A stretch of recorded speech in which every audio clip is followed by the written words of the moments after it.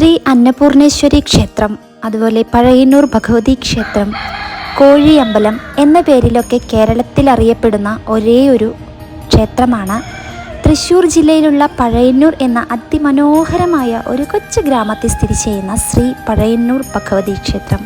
അതിനേക്കാൾ ഉപരി ഞാൻ ജനിച്ചു വളർന്ന എൻ്റെ സ്വന്തം നാട്ടിലെ ഭഗവതി ക്ഷേത്രം കൂടിയാണ് ശ്രീ അന്നപൂർണേശ്വരി ഭഗവതി ക്ഷേത്രം. കുറേ കോഴികളുടെ ശബ്ദമൊക്കെയായി കാണുമ്പോൾ പലരും ചിന്തിക്കുന്നുണ്ടാവും, ഇതെന്താ ഇങ്ങനെ ഇത്രമാത്രം കോഴികൾ എന്നൊക്കെ. ഞാൻ ആദ്യമേ പറഞ്ഞല്ലോ, കോഴിയമ്പലം എന്ന പേരിലും ഈ ക്ഷേത്രം അറിയപ്പെടുന്നുണ്ട്. അതിനെക്കുറിച്ച് പറയുകയാണെങ്കിൽ, അതായത് ഇതിനെക്കുറിച്ച് വിവരിച്ച് തന്നെ പറയാം. കൊച്ചി രാജവംശത്തിൻ്റെ പരദേവതയും ഉപാസനാമൂർത്തിയുമാണ് ശ്രീ പഴയന്നൂർ ഭഗവതി ക്ഷേത്രം എന്നാണ് വിശ്വാസം. ഭഗവതി ആദ്യമായി രാജാവിനൊപ്പം വന്നത് ഒരു പൂവൻ കോഴിയുടെ രൂപത്തിലായിരുന്നു എന്നാണ് വിശ്വാസം. അതുകൊണ്ട് തന്നെ ഈ ഭഗവതി ക്ഷേത്രത്തിലെ പ്രധാനപ്പെട്ട വഴിപാടുകളിലൊന്നായി പൂവൻ കോഴിയെ കണക്കാക്കുന്നു. ഈ കാണുന്ന വഴിപാട് കോഴികളെല്ലാം തന്നെ അമ്പലത്തിൻ്റെ പരിസരത്ത് തന്നെയാണ് വളരുന്നത്. കുറേ കോഴികളുടെ ശബ്ദമൊക്കെ ആയിട്ടുള്ള ഒരു പ്രത്യേക അനുഭൂതി തന്നെയാണ് നമ്മൾക്ക് പഴയന്നൂർ ഭഗവതി ക്ഷേത്രത്തിൻ്റെ ഉള്ളിലേക്ക് കയറുമ്പോൾ തന്നെ കിട്ടുന്നത്. ക്ഷേത്രത്തിൻ്റെ ഉള്ളിൽ കൂടെ നടക്കുമ്പോൾ തന്നെ നമ്മുടെ മനസ്സിനും ശരീരത്തിനും ഒക്കെ പ്രത്യേകം ഒരു സന്തോഷം തന്നെയാണ് കിട്ടുക. അതുപോലെ മറ്റു ക്ഷേത്രങ്ങളിലെ പോലെ തന്നെ ഉപദേവതകളും അതുപോലെ തന്നെ ഉപക്ഷേത്രങ്ങളും നമ്മുടെ പഴയന്നൂർ ഭഗവതി ക്ഷേത്രത്തിലുമുണ്ട്. ഉപക്ഷേത്രങ്ങളായി ഒരു ശിവക്ഷേത്രവും ഒരു വേട്ടയ്ക്കൊരു മകൻ്റെ ക്ഷേത്രവുമാണുള്ളത്. പ്രധാനപ്പെട്ട പ്രതിഷ്ഠ എന്ന് പറയുന്നത് ഭഗവതിയും അതുപോലെ വിഷ്ണുവും ശ്രീ മഹാവിഷ്ണുവുമാണ്.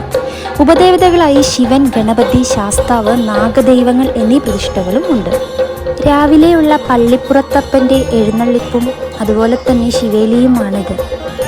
പഴയന്നൂർ ഭഗവതി ക്ഷേത്രത്തിലെ പ്രധാനപ്പെട്ട ആണ്ടുവിശേഷങ്ങളാണ് മീനമാസത്തിലെ തിരുവോണം നാളിൽ അവസാനിക്കുന്ന ആറാട്ടും തുലാമാസത്തിലെ അവസാന വെള്ളിയാഴ്ച നടക്കുന്ന നിറമലയും. അങ്ങനെയുള്ള തിരുവോണം നാളിലെ, മീനമാസത്തിലെ തിരുവോണം നാളിലെ ആറാട്ട് കൊടിയേറിയിരിക്കുന്ന ഒരു ദിവസത്തിലാണ് ഞാനിപ്പോൾ വീണ്ടും ഈ ഒരു അമ്പലത്തിൻ്റെ ഉള്ളിലേക്ക് വന്നതും അതുപോലെ തന്നെ ഈ വീഡിയോ എടുക്കുന്നതും. ചെറുപ്പം മുതൽ തന്നെ എനിക്കും ഏറ്റവും ഇഷ്ടപ്പെട്ട ഒരു ഉത്സവമാണ് മീനമാസത്തിലെ ഈ ആറാട്ട്. 8 ദിവസം നീണ്ടു നിൽക്കുന്ന ഉത്സവമാണ് ഈ ആറാട്ടിനോടനുബന്ധിച്ച് നടക്കുന്നത്. വിഷ്ണു നക്ഷത്രമായ തിരുവോണം നക്ഷത്രത്തിലെ ആറാട്ട് ക്ഷേത്രത്തിലെ വൈഷ്ണവ പ്രാധാന്യം എടുത്തു കാണിക്കുകയാണ്. ഉത്സവത്തിന് തൊട്ടു മുമ്പ് ശുദ്ധിക്രിയകളും മറ്റും നടത്തും. ആദ്യ ദിവസം, അതായത് സാധാരണയായി ചോതി നാളുകളിലാണ് വൈകിട്ട് ക്ഷേത്രത്തിലെ 2 കൊടിമരങ്ങളിലും തന്ത്രിയുടെ നേതൃത്വത്തിൽ കൊടിയേറ്റുന്നു.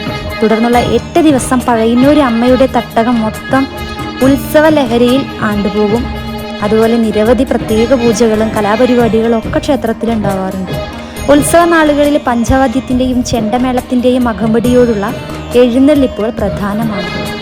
ആറാട്ട് കൊടിയേറിക്കഴിഞ്ഞാൽ പിന്നെ 8ാമത്തെ ദിവസം വരെയും കുറേ കലാപരിപാടികളൊക്കെ ഉണ്ടാവാറുണ്ട്. സാധാരണ മുൻപൊക്കെ ഞാനൊക്കെ പോകുന്ന സമയത്തൊക്കെ നങ്ങിയാർകൂത്ത്, അതുപോലെ തന്നെ കഥാപ്രസംഗം, സംഗീതം, നൃത്തങ്ങളൊക്കെ ഉണ്ടാവാറുണ്ട്. ഇപ്പോഴും അതുപോലെ തന്നെയാണ് കേട്ടോ.